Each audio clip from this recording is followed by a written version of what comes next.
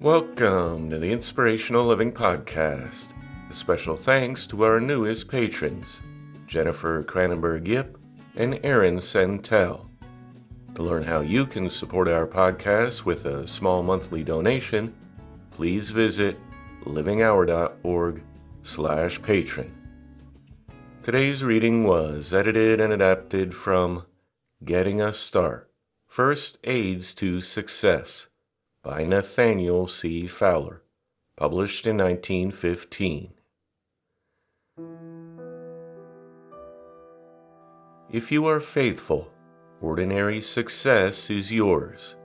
If you do what you are told to do, or what you have to do, you can't become a failure. But more than ordinary success, more than normal accomplishment, is due not wholly to faithfulness, not entirely to your interest in your work, but to the fact that you do not only what you are told to do and have to do, but what you are not told to do and don't have to do. For example, let us suppose that you are an assistant bookkeeper. You arrive promptly at the opening hour. That is good. You are attentive to business. That is fine. You don't neglect things. That will be appreciated. You are accurate and faithful. Your employer gives you credit.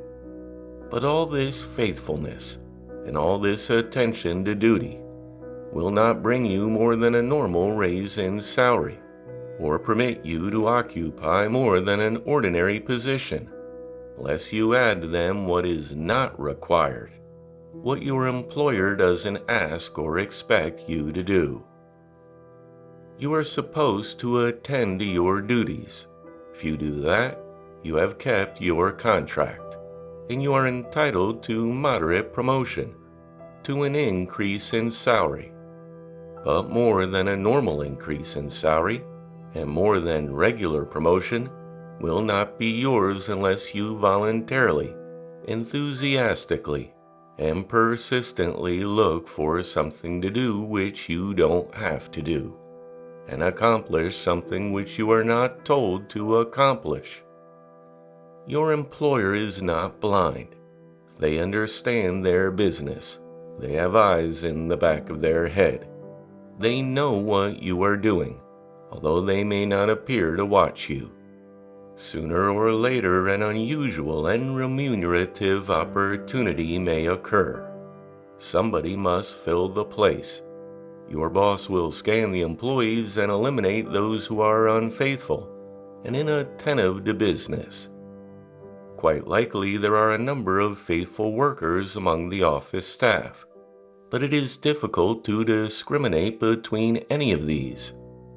So naturally, your boss will turn to the employee who not only has done what they have been told to do, but who has accomplished something which they didn't have to do, who has voluntarily done little things or larger ones which were not required. The employee who offers to stay overtime if extra work is necessary, who comes early in the morning without being told to do so, is much more appreciated than the one who stays only when they are asked to stay, or comes only when they are requested to do so. Employees are not required to learn anything outside of their department. They are not asked to become familiar with the whole business. But if they do this voluntarily, they will become noticed as exceptional. And sooner or later, what they have not been required to do will become their greatest asset, reaping large and unexpected rewards. If I were driven into a corner and were obliged to give in one word what I considered the primary cause of failure, I should unqualifiedly say laziness, taking the word in its broadest sense. The thief steals because they are too lazy to earn an honest living.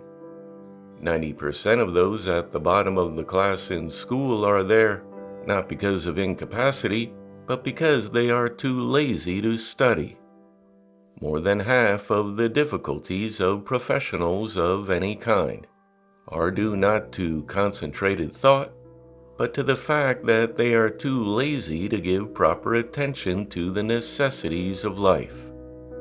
They do not keep appointments because they are too lazy to write down reminders and too lazy to realize their importance. They do not pay their bills promptly, not because of their overloaded brains, but because they are too lazy to meet their obligations honestly.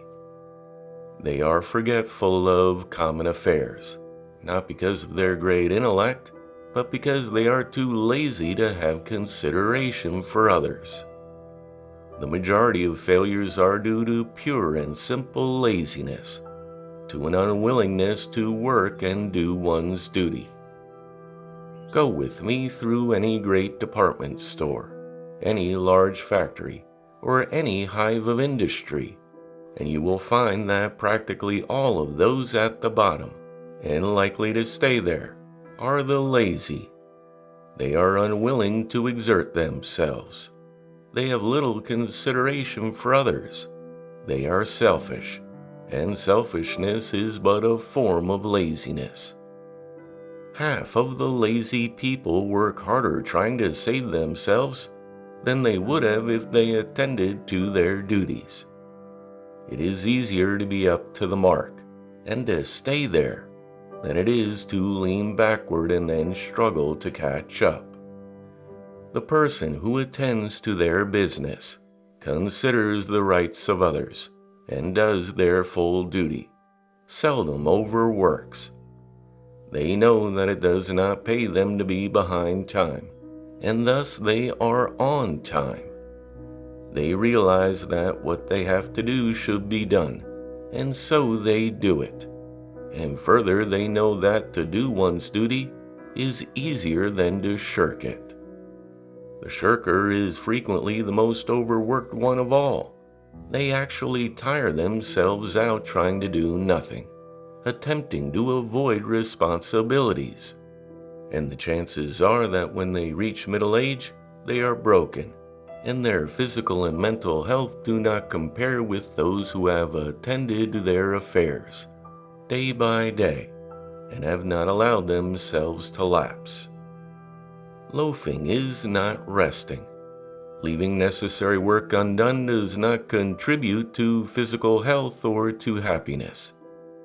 Doing one's duties systematically and persistently means more rest, more satisfaction, more success than does any attempt to shirk or to avoid responsibility and duty. Laziness is a disease which, if allowed to run, will become chronic, and it has done more than all else combined to ruin physical constitutions and mental capacities. The lazy person never succeeded anywhere, and they are no better than a waterlogged derelict, floating on the active ocean, worthless to themselves and a menace to navigation. Laziness often is caused by a fear of failure, but if the infallible person exists, I have never heard of them. Infallibility is impossible in business, as well as in life. Everyone makes mistakes, and will continue to make them. Success depends not upon the lack of error, but upon counteracting it, upon overcoming mistakes, and upon being right more often than wrong. No person has a clear record of accomplishment. All people have failed, but the successful use their failures as stepping stones to success. Recently, 2 friends of mine lost their positions with a large corporation, through no fault of their own. One of them used the disaster as the foundation for better accomplishment, and won. The other, with equal opportunity, hung his troubles around his neck, and sank with it. Mistakes are disasters only when they are not used advantageously. If you are in error, if you have done something which has injured you and your employer, Don't make excuses for your shortcomings. Walk up to the headquarters with your head erect and your chest thrown out. Admit your blunders. Don't try to belittle them or to excuse them. Any attempt on your part to excuse yourself, to place the blame upon others or upon conditions, will react against you. Let us suppose that you have made an inexcusable error at work. Go to your superior and acknowledge your mistake. This frank admission on your part will disarm criticism and tend to create confidence in you in the mind of the one above you. While if you attempt to excuse yourself, you might suffer a penalty greater than you deserve. A mistake admitted may not be considered half as great a blunder as the one covered up or acknowledged with excuses. Be as frank about your mistakes as about your successes. Don't try to deceive or quibble about anything. It doesn't pay in the long run. Every mistake will be discovered, and a discovered error reacts mightily against you. Under no circumstances throw the responsibilities of your shortcomings upon others, even though they should share the blame with you. Like a hero, walk up to the judgment seat and acknowledge your error in a strong, frank, and fearless way. This mere acknowledgement is prima facie evidence that you will do better in the future. Every business executive knows that mistakes are a part of business action, and that all of them cannot be avoided. They thus despise the deceitful employee, the one who shifts the responsibility of their errors upon others, and they will almost invariably hold out a helping hand to the honest worker, who acknowledges that they have done wrong, have made a mistake, and proposes to learn from those mistakes to be better next time.